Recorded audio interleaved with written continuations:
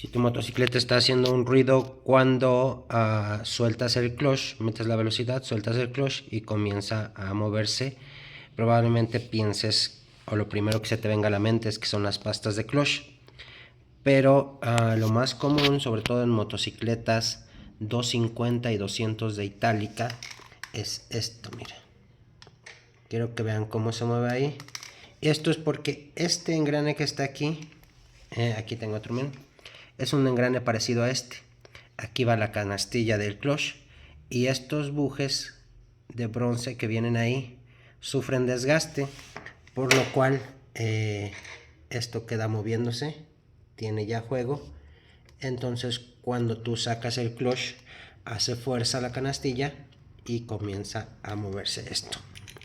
Entonces si tú escuchas un ruido, no siempre son las pastas de clutch, el ruido es totalmente diferente.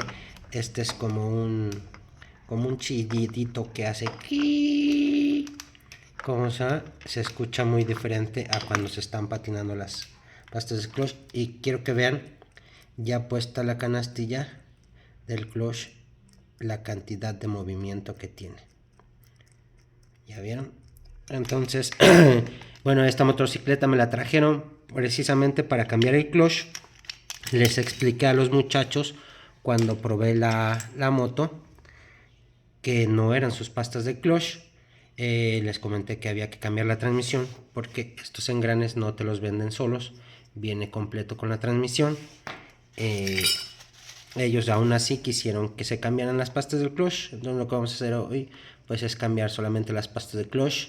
Le advertí al cliente que no se le va a quitar el ruido va a seguir ahí porque ese ruido no proviene de las pastas de clutch, sino proviene del eje.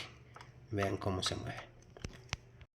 Y bien amigos, eso fue todo por el video de hoy. Espero que les agrade y les sea de utilidad. No olviden suscribirse y dejar su like.